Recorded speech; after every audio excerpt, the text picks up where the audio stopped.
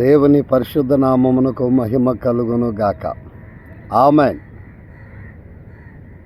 దేవుని మహాకృప చేత, ఆయన సంకల్పం చేత మరి ఈరోజు మీరున్న స్థలములో మీరును, నేనుండు స్థలము అంటే ఈ యొక్క రాజధాని అయిన విజయవాడ కృష్ణానదిలో ఉన్నాం. మనం ఇప్పటివరకు మనం క్షేమంగా ఉన్నామంటే ఆ దయామయుని దయ. మనం తిరిగే స్థలంలో, తినే ఆహారంలో, చేసే పనుల్లో, సమస్త విషయాల్లో కూడా ప్రభు మనల్ని క్షేమంగా నడిపిస్తున్నాడు. ఈ లైవ్ చూస్తున్నటువంటి నా ప్రియ స్నేహితులారా, నా తోటి సాటి దేవుని బిడ్డలారా, కులమత భేదం లేకుండా అందరికీ నా హృదయపూర్వకమైన వందనాలు, ధన్యవాదాలు. ఇది కృష్ణానది, ఇక్కడ మనం ఉంటున్నాం.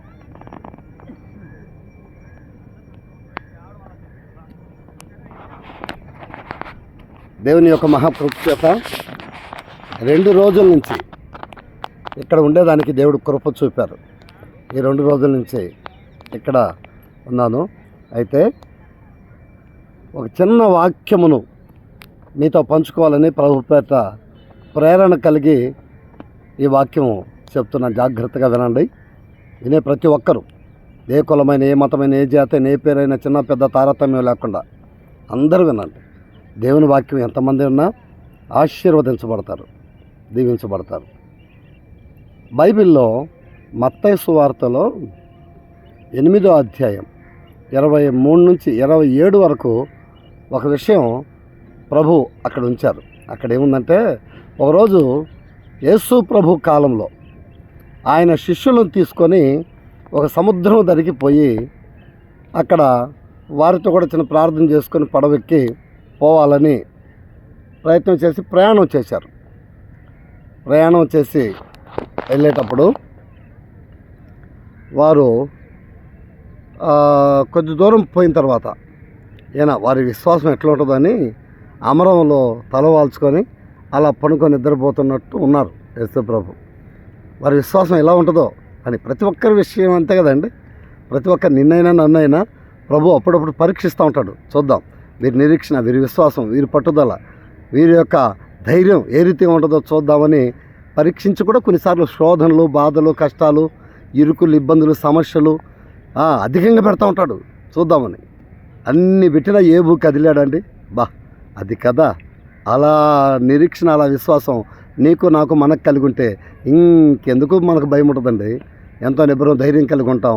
ప్రభు మనకు తోడుకుంటాడు. అయితే పడవ ఎక్కారు, పడవ మీద పోతున్నారు.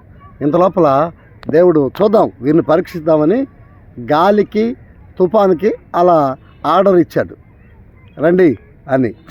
అప్పుడు పెద్ద గాలివాన, తుఫాను వచ్చేసింది. సముద్రం అంతా అల్లా కొల్లారంగా అయిపోయింది. అలల చేత కప్పబడింది, గందరగోళంగా ఉంది. వీళ్ళకి ఏం చేయాలో అర్థం కాల. అందరూ యాకోబు, పేతురు, యోహాను, వాళ్ళు వీళ్ళు అందరూ ఏంది పరిస్థితి, ఏంది ఇట్ట అయిపోయింది పరిస్థితి, అయ్యో చనిపోయేటట్టున్నాం అని గందరగోళంగా ఒకరినొకరు పట్టుకొని ఏడ్చుకొని ఇక పడవ ఉనిగిపోద్ది, మనందరం ఈ నాటితో కథం అయిపోతాం అని అనుకొని అల్ప విశ్వాసం చోటు చేసుకున్న వాళ్ళల్లో ఏం జరిగిందంటే, ఇక కుదరదు కానీ ప్రభువుని లేపుతాం పండి అని ప్రభు దగ్గర పోయి ప్రభువా అన్నారు. ఆయన బాగా లేచే ఉన్నాడు, కాకపోతే పరీక్షిస్తున్నాడు. పరీక్ష కొన్నిసార్లు నీవు నేను మనం పిలిచిన ఒక్కొక్కసారి పలకడు ప్రభు. ఎందుకని? మన మధ్యలోనే ఉంటాడు, మన పక్కనే ఉంటాడు. కానీ చూద్దాం వీరిని ఏ రీతిగా నిలిచి ఉంటారో చూద్దాం అని కొన్నిసార్లు సమస్యల్లో అలాగే పలకకుండా ఉన్నట్టు ఉంటాడు. శోధనలు అలాగే తొలగించకుండా ఉంటాడు. ఎందుకని? వీరిని చూద్దాం, వీరిని దిట్టంగా నిలబెడదామని ఆయన ఆలోచన. అదే ఆయన ప్రణాళిక. కానీ మనం తెలుసుకోలేక ఊరికి ఉలిక్కబడి ఎంత చేసినా, ఎంత ప్రార్థన చేసినా, ఎక్కడికి వెళ్ళినా, ఏమి చేసినా నాకేమేమి ఏళ్ళు జరగటంలా, శోధనలు ఎక్కువైపోతున్నాయి, బాధలు ఎక్కువైపోతున్నాయి, ఏందో నా బ్రతికేటైపోతుంది అని ఒక్కోసారి నువ్వు, నేను, మనమంతా ఒకసారి గదరగోళంగా ఆలోచిస్తూ ఉంటాం, బాధపడుతూ ఉంటాం. కానీ దేవుని మహాకృప, దేవుని యొక్క సన్నిధి నీకు నాకు మనకు తోడుగుండునట్లు ఈ శోధనలు వస్తూ ఉంటాయి. శోధన సహించిన వాడు ధన్యుడని రాయబడింది బైబిల్లో. శోధనకు నిరీక్షణ కలిగి ఉంటే ఆ శోధన అయిన తర్వాత సువర్ణముగా ప్రభు నిన్ను మారుస్తాడు. దేవునికి మహిమ కలుగునుగాక. అద్భుతమైనటువంటి నిరీక్షణ కలిగినటువంటి స్థితి నీకు నాకు మనకు ఉండాలి. అది అప్పుడు లేపారు, ప్రభువా ప్రభువా నశించిపోతున్నామయ్యా అని ఏడు మొహాలు పెట్టుకుని ఏడ్చారు. ఇంత లోపల యేసయ్య లేసి మొట్టమొదట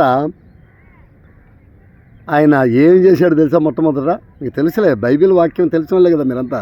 మొట్టమొదట లేస్తానే ఆ గాలిని వానను ఆపలా. ఏం చేశాడు తెలుసా? వీళ్ళల్లో ఉన్న గాలిని వానను ఆపాల. ముందు ఏంటది? అల్ప విశ్వాసం. ఆ గాలి ఆగాల, ఆ వాన ఆగాల. అల్ప విశ్వాసులారా ఎందుకు భయపడుతున్నారు? మీ పక్షంగా నేను ఉన్నాను కదా పక్కనే, భయం ఎందుకు నాన్నా అని వాళ్ళని ధైర్యపరిచి, తుఫానా, గాలి, వాన ఆగో అన్నాడు. యేసయ్య నోట మాట రాగానే టక్కన నిమ్మలమైపోయింది, ఆగిపోయింది. ఇప్పుడు యేసు ప్రభుతో ఉన్నారు, యేసు ప్రభుతో తిన్నారు, యేసు ప్రభుతో తిరిగినారు, ఆయన చేసే అద్భుతాలు చూసినారు, ఆయన మాట్లాడే ప్రతి మాట విన్నారు. వీళ్ళు యేసు ప్రభు శిష్యులు కదండి. మీరు చదువుకోండి బాగా. అక్కడ 23 నుంచి 27 వరకు చాలా అద్భుతంగా ఉంటుంది. 8వ అధ్యాయం మత్తయి సువార్తలో. వాళ్ళు ఏమన్నారు తెలుసా? అప్పుడు వీళ్ళంతా ఒకరికి రే ఇదేందిరా, ఇదేంది, గాలి ఆగిపోయింది, వాన ఆగిపోయింది, ఆయన ఒక మాట చెప్తానే, అబ్బా ఒక మాట చెప్తాను, గాలి వాన ఈయన మాటకు లోపడుతున్నాయంటే అసలు ఈయన ఎవరో తెలియకుండానే తిరిగావు నాన్న. ఎవరో తెలియకుండానే తిరిగావు యేసు ప్రభుతో కూడా. ఎవరో తెలియకుండానే అన్ని రోజులు ప్రయాణం చేసావా? ఎవరో తెలియకుండానే ఆయనతో ఉంటూ ఆయనతో తింటూ ఉన్నావా? బా ఎంత మంచి మాట మాట్లాడారండి అక్కడ. అసలు ఈయన ఎవరో అనుకుంటున్నారు వాళ్ళు. కొన్నిసార్లు ఈ వాక్యం వింటున్నటువంటి మీరు కూడా ఆలోచించండి. మనం కూడా ఒకసారి ఏమో ఆయన ఏం చేస్తాడో ఏమో, అసలు మా కుటుంబం బాగుపడుతుందో బాగుపడమో, అసలు మేము బాగుపడమో, మా పరిస్థితి ఏమైపోద్దో, అసలు ఏమైపోతామో అని వేదన పడతారు. ఈ వేదన పడే ఆ వేదన, ఆ కన్నీరు యేసయ్య పాదాల దగ్గర కాయచ్చు. అక్కడ కావచ్చు, అక్కడ వేదన పడు, అక్కడ కన్నీటి ప్రార్థన నేర్చుకో. కాస్త దేవుని దగ్గర నీవు ప్రభువుకు లోపడి ప్రభు సన్నిధిలో నిరీక్షణ కలిగి కన్నీరు కార్చి ఏడ్చి ప్రార్థన చేయి.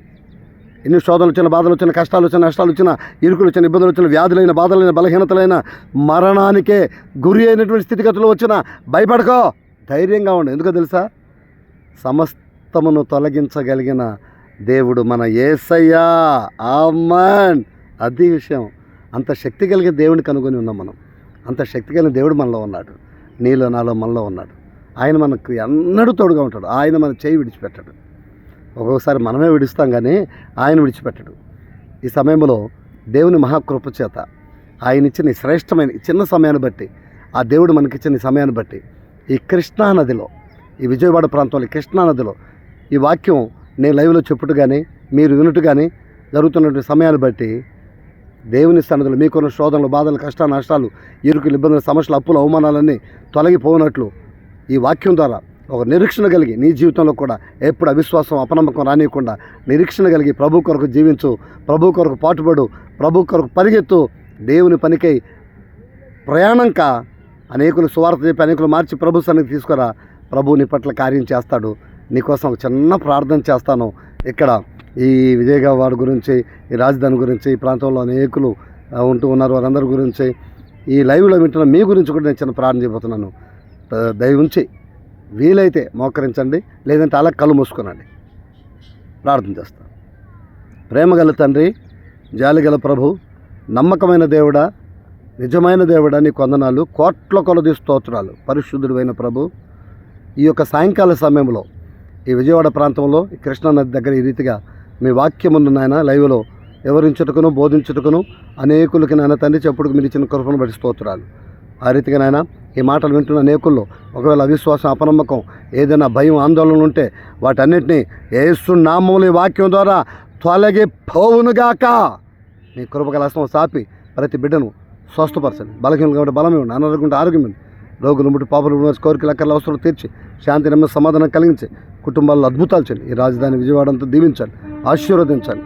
ప్రభువు మీ కృప చేతనైనా అన్ని విషయాల్లో మీరు సాయం చేసి ఈ లైవ్ ద్వారా వింటున్న ప్రతి ఒక్క కుటుంబాన్ని, ప్రతి ఒక్క బిడ్డను నిండారుగా దీవించమని ఆశీర్వదించి వారి అక్కర్లన్నీ తీర్చి మీ రెక్కల చాటున మరుగుపరిచి వారి కోరికలు తీర్చి వారి యొక్క ఆశలు నెరవేర్చి వారి పట్ల అద్భుతాలు జరిగించమని, ఈ లైవ్ ద్వారా వింటున్న ఈ వాక్యం ద్వారా వారు మేలు పొందుకొందురుగాక అని ప్రార్థిస్తున్నాను. సమస్తం మీ బిడ్డల పట్ల సహాయం చేసి మీ దీవించి వారిని విడవక ఎడబాయక ఎన్నటి వరకు తోడుగుండి వారి పట్ల అద్భుతాలు చేయమని మీ సన్నిధిలో మీరు ఇచ్చిన సమయాన్ని బట్టి కోట్ల కొలు వేలకొలు స్తుతులు స్తోత్రాలు సమర్పించుకొని సమస్త మహిమ ఘనత ప్రభావాలు మీరు పొందుకున్నామని మా ప్రియుడు పరిశుద్ధుడు యేసు క్రీస్తు నామంలో ప్రార్థించి వేడుకుంటున్నాము తండ్రి.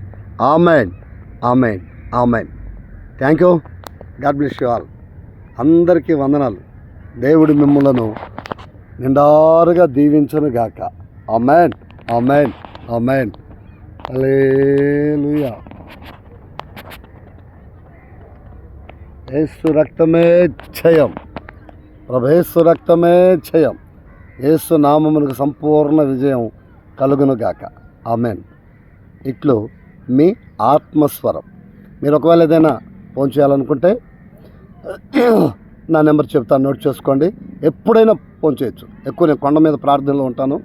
ఆ ప్రార్థనలో మీ లిస్టు, మీ పేర్లు రాసి బలంగా ప్రార్థన చేస్తాను. ప్రార్థన టవర్లో ప్రార్థన ఉంటుంది.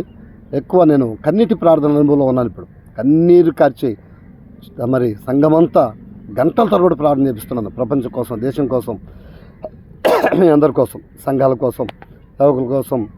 మరి గందరగోళంగా ఉంది ప్రపంచం. ఏ క్షణం ఏం జరుగుతుందో తెలియదు. కనుక ఈ కడవరి రాష్ట్ర దినాల్లో ప్రభు రాకడ సమీపించింది కనుక ఎక్కువ కన్నీటి ప్రార్థనలో నడిపిస్తున్నాను అందరినీ. మీరు కూడా కాస్త కన్నీటి ప్రార్థన నేర్చుకోండి. ఆ రీతిగా చేయండి, ప్రభుత్వం సాయం చేస్తాడు. నోట్ చేసుకోండి. 900574112. కొందరు నాలాగా చదువు రాని వాళ్ళు కొందరు ఉంటారు కదా, వాళ్ళ కోసం తెలుగులో చెప్తాను, రాసుకోండి. 930574112, లాస్ట్ 12. ఇది నా ఫోన్ నెంబర్. నోట్ చేసుకొని ఎప్పుడైనా, టైం అని లేదు, రాత్రి మగలు ఎప్పుడైనా ఫోన్ చేయండి. మీ ఫోన్లో కూడా ప్రార్థన చేస్తే ఎన్నో గొప్ప కార్యాలు జరుగుతాయి. సంతానం లేని వారికి సంతానమును, వివాహం లేని వివాహమును, ఉద్యోగం లేని ఉద్యోగమును చాలామందికి దేవుడు సాయం చేశారు. కనుక మీరు ఫోన్ చేయండి, ప్రార్థన చేస్తాం. తప్పకుండా దేవుడు సాయం చేస్తాడు. దేవుడు మిమ్మల్ని దీవించును గాక. ఆమెన్. వందనాలు. Praise the Lord. Thank you.